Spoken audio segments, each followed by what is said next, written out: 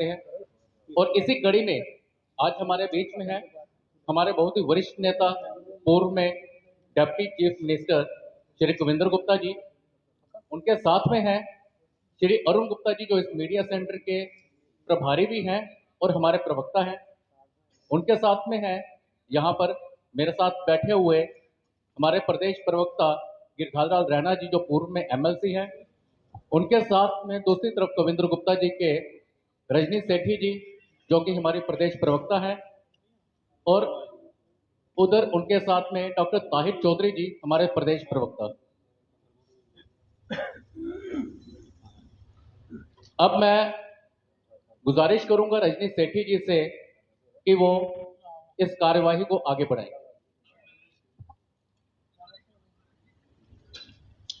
धन्यवाद। यहाँ पर आए सभी मीडिया भाइयों का बहुत बहुत स्वागत और बहुत बहुत धन्यवाद। हमारे बीच में पूर्व डिप्टी सीएम आदरणीय कविंद्र गुप्ता जी हैं, जो हमारी पार्टी के द्वारा डेवलपमेंट के अन्य कार्य पिछले 10-11 साल में जो हुए हैं, उनके बारे में आप लोगों के सामने विस्तार से चर्चा करेंगे, विस्तार से आपके सामने वो सारी बात रखेंगे। मैं निवेदन करूंगी आदरणीय कविंद्र जी का कि वो अपनी बात रखें। धन्यवाद।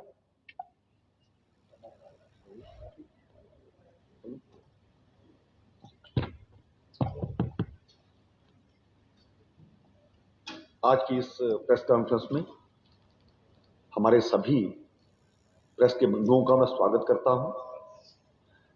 मेरे साथ बैठे पार्टी के सभी नेतागण, जम्मू कश्मीर भारतीय जनता पार्टी की सरकार जब 2014 में आई, पूर्ण बहुमत में आने के बाद भारतीय जनता पार्टी का जो लगातार एक एजेंडा रहा है, उसको हमने आगे बढ़ाया। और विशेष करके धारा 370 जो भारतीय जनता पार्टी के दूसरे कार्यकाल में जिसको हमने तोड़ा, प्रथम कार्यकाल में तोड़ा, उसके बाद जिस प्रकार से जम्मू कश्मीर हर क्षेत्र में आगे बढ़ा, उसमें इंफ्रास्ट्रक्चर डेवलपमेंट को लेकर के बहुत बड़ा काम जम्मू कश्मीर में हुआ है। और इस सभी के संदर्भ में सबसे पहले ये जरूरी था कि वहां पर शांति व्यवस्था कायम की जाती।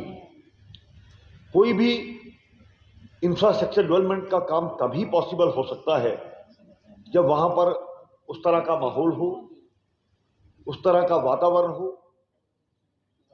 मैं 2015 से लेकर के 2018 में सरकार में रहते हुए हमने ये देखा है, एक कश्मीर श्रीनगर में जो पुल था राजबाग, वो आपने देखा होगा 3 साल जैसी स्थिति में था वैसा ही था, लेकिन उसको किस प्रकार से कंप्लीट किया गया, क्योंकि वहां पर शांति व्यवस्था कायम हुई।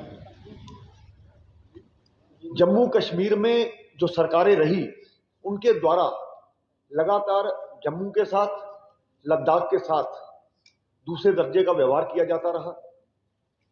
लेकिन भारतीय जनता पार्टी की सरकार आने के बाद सभी खित्तों में समान काम हो, इस पर भारतीय जनता पार्टी ने फोकस किया है। अगर IIM, IIT, सेंट्रल यूनिवर्सिटीज बनी तो कश्मीर को भी कुछ मिला, जम्मू को भी कुछ मिला। अगर एम्स हमने यहां पर बनाया तो दोनों खित्तों में उसका निर्माण किया गया। यहां तक कि आपको पहले पता होगा, लद्दाख में तो कॉलेज तक नहीं था, वहां पर सभी बच्चे पढ़ने के लिए यहां पर आते थे। मेडिकल कॉलेजेस के माध्यम से हमने नए यहां पर जो 9 कॉलेज खोले हैं, उन पर सीटों को जो बढ़ाया है, उसमें हेल्थ सेक्टर में, एजुकेशन सेक्टर में, दोनों को हमने बढ़ावा दिया है। सेंट्रल यूनिवर्सिटीज हमारे लिए एक सपना हुआ करता था, IIT हमारे लिए एक सपना हुआ करता था। जम्मू कश्मीर के छात्र बाहर पढ़ने के लिए जाते थे, उसके बाद स्टडी करने के बाद वो वहां के हो जाते थे, उसको जम्मू कश्मीर का कोई लाभ नहीं पहुंच पाता था। लेकिन आज स्थितियां बदली हैं, आज परिस्थितियां बदली हैं, और जहां तक हम सभी को याद है और याद कराना जरूरी भी है, मैंने भी 20 साल लगातार अप डाउन किया उधमपुर। 2.5 घंटे आने में लगते थे, 2.5 घंटे जाने में वो गढ़ी तक लगते थे, रैम्बल तक लगते थे। लेकिन आज वही रास्ता हम 1 घंटे में नापते हैं। और समय समय पर यह भी हमें समझना चाहिए समय की, फ्यूल की किस तरह से बचत होती है। आज वो इंफ्रास्ट्रक्चर हमने सभी को प्रोवाइड किया है। कश्मीर में जब घर से कोई निकलता था कश्मीर जाने के लिए, तो पहले 2-4 दिन का खाना भी साथ में रख लेता था। पता नहीं कहाँ पस्सी गिरेगी, कहाँ पर हम रुकेंगे, कहाँ पर हमें रुकना पड़ेगा और वहाँ पर खाने को कुछ मिलेगा या नहीं। लेकिन आज तय है कि सुबह घर से निकलेंगे, 4 घंटे में हम कश्मीर पहुंचेंगे या 4.5 घंटे में पहुंचेंगे।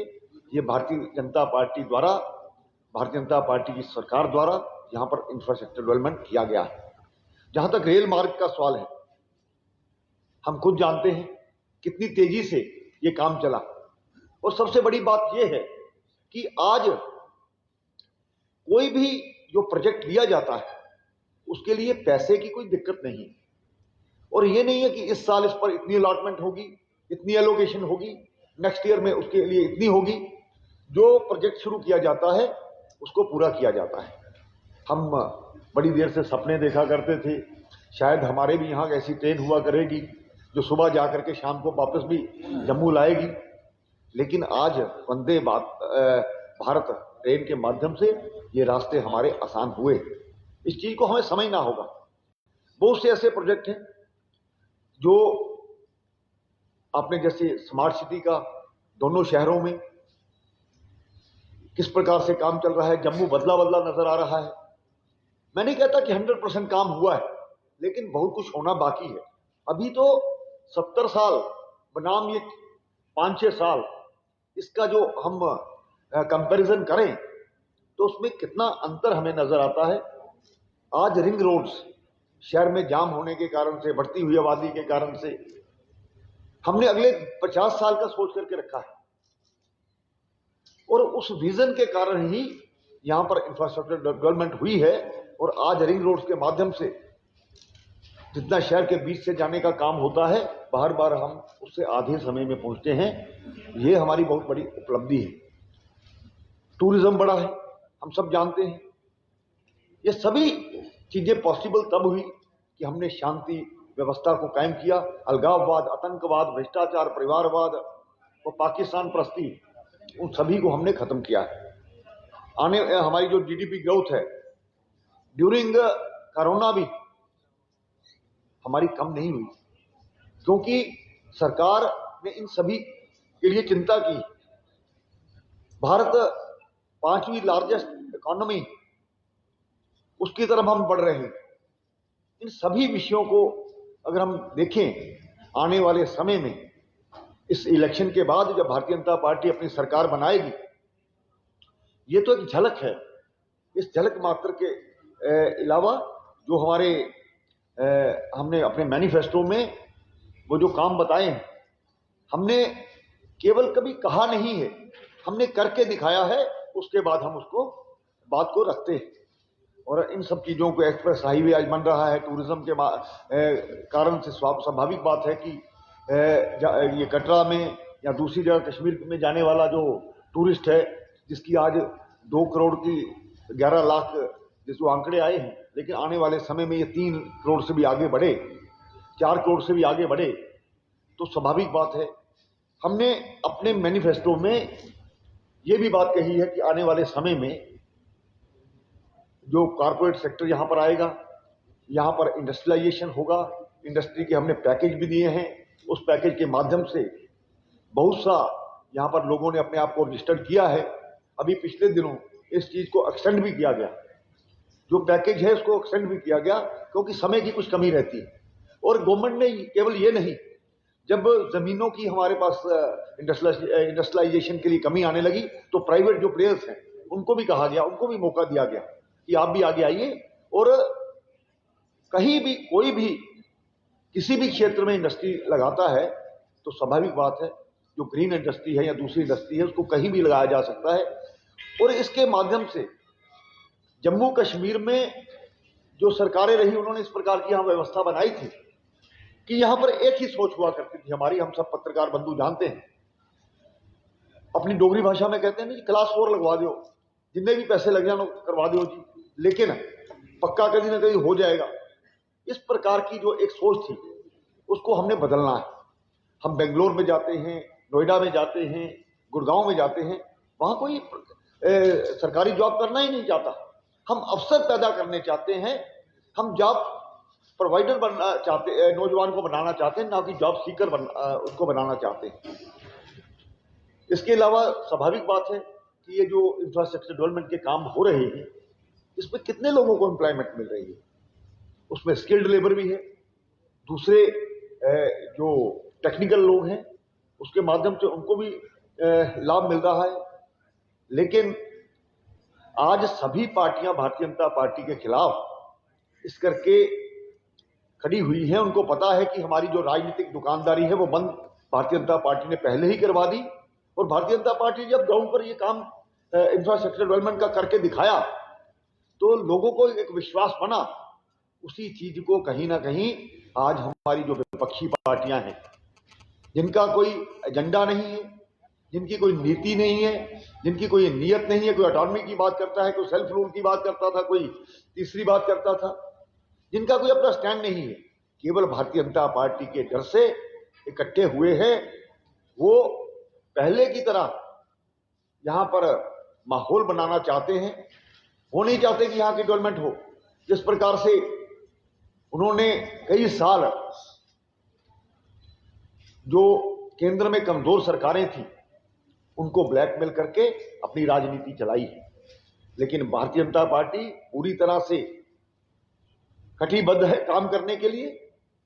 हमने अगले 50 साल का जो आने वाले समय में हम काम करेंगे उसको दिखाया है।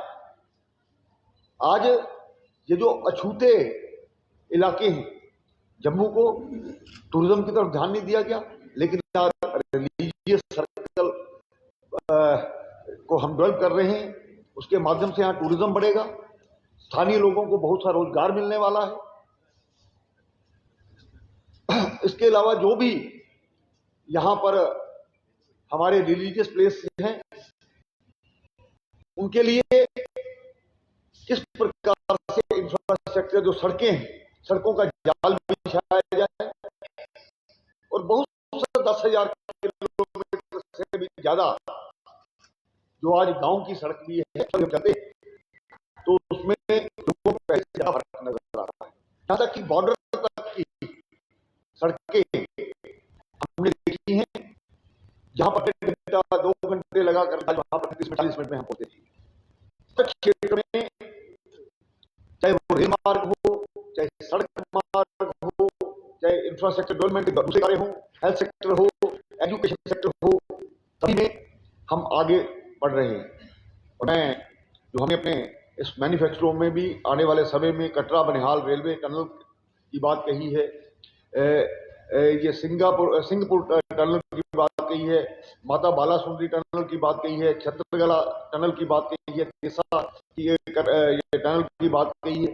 मुझे याद है 2018 में जब प्रधानमंत्री जी ने थोड़ी देर डिप्टी चीफ मिनिस्टर बनने का मौका मिला तो तब हमने ये जोजिला टनल का काम शुरू किया था, और माननीय गडकरी जी, माननीय प्रधानमंत्री जी वहां पर आए थे। आज लगभग आधे से ज्यादा वो कार्य पूरा हो चुका है। मेरा कहने का कुल मिलाकर के ये है कि जो काम हमने शुरू किया अपने ही कार्यकाल में उसको खत्म किया, और भारतीय जनता पार्टी इस बार जो भी, चाहे वो हमारा कठुआ डिस्ट्रिक्ट हो, चाहे हमारा सांबा डिस्ट्रिक्ट हो, चाहे उधमपुर डिस्ट्रिक्ट हो, या कश्मीर के बाकी डिस्ट्रिक्ट हो, सभी के साथ समान व्यवहार करके इंफ्रास्ट्रक्चर डेवलपमेंट के लिए हमने सभी लोगों को इन्वॉल्व किया है, इतना मुझे कहना है। बाकी आने वाले समय में भी भारतीय जनता पार्टी ने जो कहा करके दिखाया, आगे भी करके दिखाएंगे। लोगों हम पर विश्वास करेंगे। निश्चय ही आने वाला जो दौर है नई जम्मू कश्मीर का दौर होगा, नई डेवलपमेंट का दौर होगा।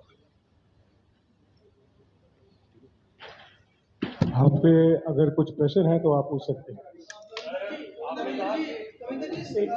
व्यापारियों में इस समय एक बहुत ज्यादा संशय है, चिंता है इस चीज को लेकर। वो एक समय पठानकोट से ट्रेन लेकर भारत के हिस्सों में जाया करते थे, पठानकोट को शहर रहा करता था, क्योंकि अब ट्रेन डायरेक्ट कश्मीर तक चली जाएगी तो जम्मू के जो व्यापारियों को लगता है कि यहाँ पे व्यापार खत्म हो जाएगा। दूसरी जो परियोजना यहाँ पर है बड़ी धीमी गति से चल रही है, टूरिज्म को लेकर कुछ खास नहीं हो रहा, उनको अपना जो भविष्य है वो अंधेरे में नजर आ रहा है। देखिए, आप एक बात को समझिए, जिन लोगों को ये चिंता है उन व्यापारियों की चिंता हमारी भी चिंता थी, लेकिन आज किस प्रकार से टूरिज्म को यहां पर बढ़ाया जाए। जम्मू में अगर कश्मीर के लिए कोई आता है तो 2 दिन जम्मू भी रह करके जाए, इस प्रकार की व्यवस्था आज तवी नदी के किनारे की जा रही है। यहाँ पर जो एक मंदिर का निर्माण, तिरुपति बालाजी मंदिर का निर्माण किया गया है, मैंने तभी कहा है सड़कों को साथ जोड़ेंगे। इंफ्रास्ट्रक्चर में सबसे पहले ये है कि यहाँ के टूरिज्म को डेवलप करना। आपने साबरमती जाकर के अहमदाबाद में देखा हो किस प्रकार से शाम को वहां पर लोग जाकर के नदी के किनारे बैठते हैं। वही काम जम्मू में किया जा रहा है और वो दिन दूर नहीं है। मुझे याद है उस वक्त मुफ्ती मोहम्मद सैयद, उनके साथ हम टूर कर रहे थे, जब तवी के पास पहुंचे, उनका माइंडसेट देखिए, जब तवी के पास पहुंचे हमने बात की उसकी शुरू की कि यहाँ पर जी वो झील की बात, नहीं यहाँ सिल्ट आ जाएगी, इस प्रकार की बात करके उनको टरका करके आगे चल दी। आज समय बदला है, लोगों के सपने हैं। जम्मू कश्मीर जो यहाँ का जम्मू का व्यापारी है उसमें बहुत उत्साह है इस जम्मू कश्मीर की तरक्की के लिए, उनकी कभी पीठ नहीं लगने देंगे। मैं उनको विश्वास दिलाता हूं अब यहाँ का बिजनेस भी बढ़ेगा, क्योंकि डेवलपमेंट को अब रेल वहां चली गई, रेल वहां, रेल जाएगी।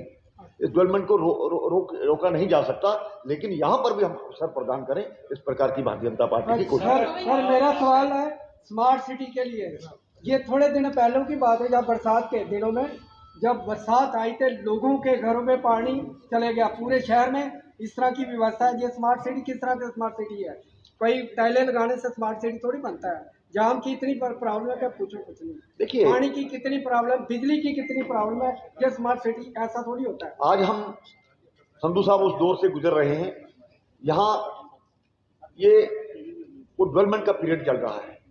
मैं मानता हूं यहां से विजयपुर जाने के लिए, सांबा में जाने के लिए, क्योंकि निर्माण हो रहा है और 1 साल में कितना निर्माण के लिए बदला, उसका रिंग रोड को यूज कर रहे हैं। जाम लगता है, इसमें कोई दो राय नहीं है, लेकिन यही चीज हमारे आने वाले भविष्य के लिए अच्छी है।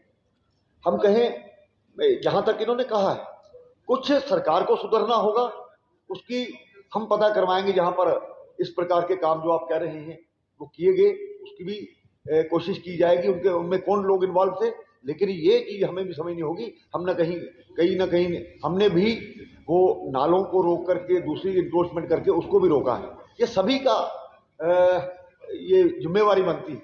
हम अपने अधिकारों की अगर बात करते हैं, हमारे कर्तव्य भी हमें निभाने होंगे। इस प्रकार की एक कोशिश हमारी रहेगी। अभी आप सांबा के रास्ते की बात कर रहे थे, हमने पिछले दिनों क्या बात करूं तो लोगों के हमने कई विचार जो है वो वहां से लिए हैं। लोगों का कहना है कि अगर फ्लाईओवर बनना है तो बनाए, पर नीचे का जो रास्ता है उसके ऊपर ब्लैक टॉपिंग एटलीस्ट कर देनी चाहिए, क्योंकि वो एरिया जो है वो एक्सीडेंट प्रोन एरिया जो है वो बनकर रह गया। उस पर आपका जवाब? देखिए, आपकी बात सही है कि जहां भी इस प्रकार की डेवलपमेंट हो रही है, पिलर्स बनाए जाते हैं, लेकिन उसके लिए तैयार किया जाता है। कोई एक आध जगह को छोड़ करके मुझे नहीं लगता कि कहीं, क्योंकि जब पिलर्स बनाए जाते हैं तो साइड का रास्ता निकालना स्वाभाविक बात है कि पहले निकालना। आज ये जो 6 लेन बन रही है, जो वो बन रही है, उसके लिए पहले से तैयार की जाती है। कोई ऐसी जगह हो सकती है जहां पर कि इस प्रकार का ना हुआ हो, लेकिन उसका भी सारा जो संज्ञान है लिया जाएगा। आपने कहा सर कि भाजपा के डर से बाकी पार्टियां इकट्ठी हो रही है, जिसका कोई असर भारतीय जनता पर पड़ने वाला नहीं है। प्रीवियस इलेक्शंस में देखा गया काफी इम्पैक्टफुल रिजल्ट जो है वो उन्होंने हासिल किया था। क्या जम्मू कश्मीर में भी हम ऐसा एक्सपेक्ट कर सकते हैं, या भारतीय जनता पार्टी का जो 50 बार का इस बार जो क्लेम है वो कहीं पूरा हो रहा है? देखिए, कोई भी सरकार भारतीय जनता पार्टी के बिना नहीं बनेगी, ये तय है। हम सबसे बड़ी पार्टी उभर करके इस इलेक्शन में आएंगे। ये आपको 8 अक्टूबर की जो शाम है वो तब आपको पूरा पता लगेगा। गुप्ता साहब, क्या एनसी के साथ भाजपा सरकार बनाने जा रही है? क्या अगर जो फ्रैक्चर मैंडेट आता है तो एनसी के साथ सरकार बनाएगी? नहीं, आपको ये किसने बताया है? किससे आप सुन करके आए हो? भारतीय जनता पार्टी अपने दम पर सरकार बनाएगी। भारतीय जनता पार्टी अपने दम पर सरकार बनाएगी, ये तय है। इंफ्रास्ट्रक्चर डेवलपमेंट की बात करी है, यहाँ पे 10 सालों के बाद विधानसभा के चुनाव होने जा रहे हैं, तो जो नया विधानसभा परिसर आपने शुरू किया था 2011 में, वो आज तक कंप्लीट नहीं हुआ। जो न्यू एमएलए जाएंगे वो कहाँ पे सिटिंग करेंगे इस बार? देखिए, पहले से वो जो भवन है, लेकिन देखिए, जब भी कोई, ठीक है, कुछ कारणों से, कुछ लॉ एंड ऑर्डर के कारण से वो भवन यूज में नहीं आया 2018 के बाद, लेकिन ऐसा भी नहीं है कि सरकार उसको तैयार नहीं करेगी। स्वाभाविक बात है कि 6 साल कहीं असेंबली नहीं लगी तो उसको तैयार होना शुरू हो गया है। तो आप कभी जाकर वहां टूर करिए। जो बनना था वो 13 सालों में नहीं बन पाया। क्या जी? 3 सालों में जो बनना था वो 13 सालों में नहीं बन पाया। 13 साल तो मुझे लगता नहीं है, मुझे हमारे सामने ही शुरू हुआ था। 2011 में शुरू हुआ था, 2024 तो सरकारें तब कौन सी थी वो देखिए, जब हम आएंगे तो पूरा इसको 3 साल तो आप भी रहे वहाँ पे। देखिए, 3 साल रहे, लेकिन 3 साल में वहां पर वही जो बना वो 3